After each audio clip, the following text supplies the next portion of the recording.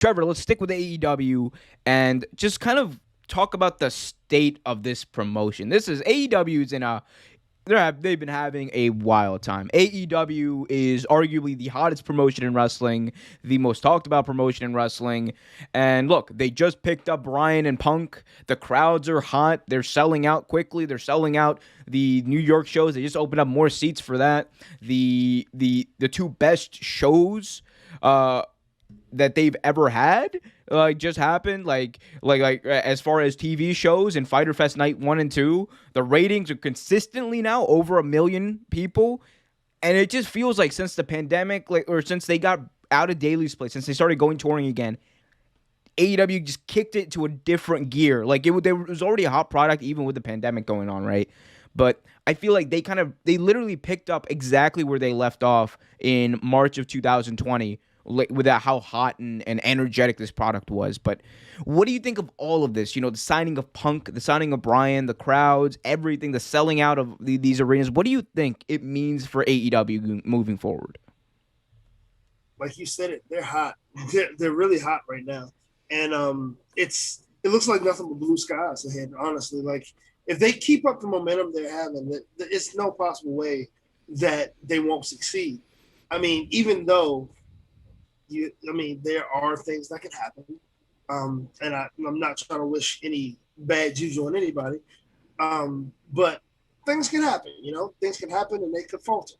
But at the tear that they're going at right now, I don't see it happening anytime soon. Like they have the talent, they're making the right signings. They're the writing is phenomenal. The storytelling is great. Like they're giving people pretty much what they believe they want to see, and they're also taking in they're listening to the critics who are the fans and listening to the fans and trying to figure out what needs to go, what needs to happen, what should do. They're taking advice, and to me that's the first step with a good promotion. You know what I mean? They listen to their fans, because without their fans, they wouldn't have a promotion. They wouldn't have butts in the seats. They wouldn't be there. So that's what you do. You listen to your fans, and they're doing a great job of doing so.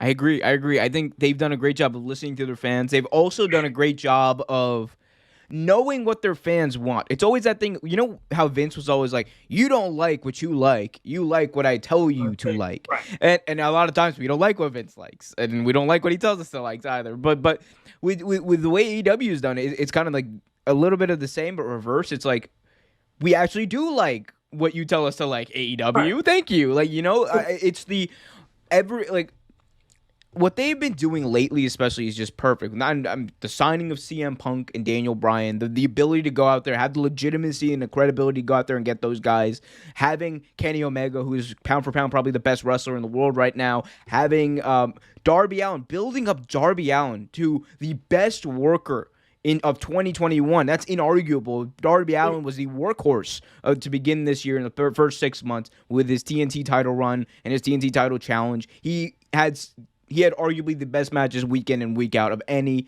competitor in the entire world, and he wasn't even like 2 years ago. He wasn't even like supposed to be one of those guys that fans thought AEW was going to push. Like the first show, they made it clear that the people that they were building for the future were people like MJF, people like Jungle Boy. Darby Allin was in there, but he wasn't like predominant. And then he had that match with Cody, and then things kind of went from there. And just talking about Darby Allin real quick, because I'm always going to take a chance to talk about Darby Allin. But you know what Darby Allin has, Trevor, that not a lot of people have had in wrestling?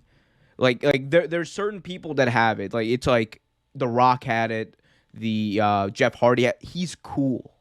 Yeah. Darby Allin is legit. Like people are like, oh man, what makes Darby so special? It's not. I mean, he's just cool. Like you can't really explain it.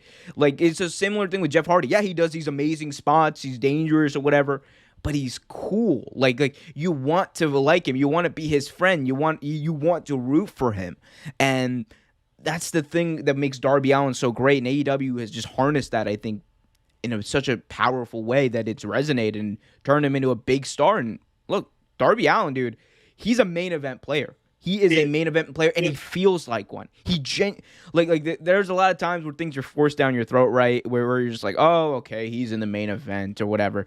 But Darby Allin is literally like he really feels like a main event player. Like he's almost too big sometimes to be challenging for the for the AEW title. You know?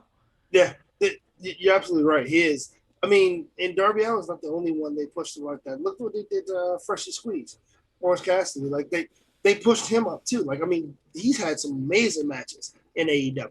Like those matches with Jericho. Oh my God, they were so good. They were money. Um, like, and a lot of people feel that Orange Cassidy is nothing but a joke. He can't be successful. Like that style, a lot of purists hate that style of wrestling, the comedic style of wrestling that he has. But it's really working for him. It really works, man. And AEW took that and ran with it. Like I'm honestly, one of the best spots last week wasn't even a match. It was between him and Sting when they were both doing the mirror image. That was hilarious. That was so great. funny. It was so great. I mean, AEW is doing a good job of spotlighting wrestlers that other people wouldn't even care to hear, to know about. You know, like what are they doing to Jungle Boy? Jungle Boy is probably one of the hottest wrestlers right now. Not the hottest wrestler, of course, but one of the hottest wrestlers around right now. And that was all due to his skill and the fact that AEW is putting him on the forefront. Fully agreed. And kudos to AEW for them. They're also they just announced some more stuff about their wrestling game that is being talked about in the chat here. Yes, they do have a wrestling game. They made a 7-figure investment into their wrestling department, which is with Ukes, and we know that Ukes makes great video games. But just to kind of put a bow on this, I think the state of the promotion, if we want to talk about it, Trevor, it's strong. It is strong, and it is only going to get better because what we're seeing week in and week out, we can blame the Olympics, we can blame the NBA Finals, all that kind of stuff. Raw's ratings are slipping. The talent on Raw is you could argue it might be better. But like pound for pound, you could argue the talent might be better and more equipped for TV, but the ratings are slipping. The creative is bad. The storylines people don't care about. Lily the Doll is terrible, and like Abaddon is a better Alexa Bliss than Alexa Bliss. Like if we're being honest, the AEW is doing almost everything correctly, as opposed to Raw, which is doing very little to nothing. Maybe Riddle, that's the only thing they're doing correctly. Otherwise, everything is bad. SmackDown, kudos to them, they're doing great, but Raw's ratings keep slipping. Makes no sense to me. That still makes absolutely. It makes no sense. It's the same writing team, but Raw's ratings are slipping. And man, like I talk about it, right? They're not going to catch Raw even. I think, in like even the next year, right? I don't think they're going to catch them in the next year unless it goes catastrophically wrong for Raw. I don't know what would need to happen for that, but what I am saying, these two right here, Punk and Bryan, the legitimacy they bring, the star power they bring, the eyeballs that they'll bring on a night unopposed in wrestling, they could get 1.5 million. They could start averaging 1.5 million. They could start and look, we've seen WWE or Raw when they're against something like the NBA Finals or Monday Night Football, which is coming up, man. They could slip a week, and it's never. I don't think they're gonna get to the point where they consistently beat even Raw. But they don't need to because that's not what you're striving to. They're striving to make a product. They're striving to make AEW great. They're not striving to beat WWE. No, they're not. They're striving to excel in what they do, and that's the thing.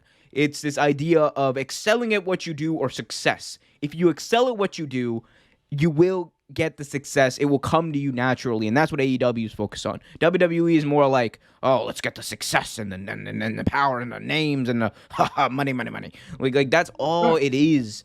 And that's all it is. It's about money, and it's not about. And that's why there's so much energy behind one product that is focused on building new, better, great stars and incorporating former stars, but not taking the shine away from the new.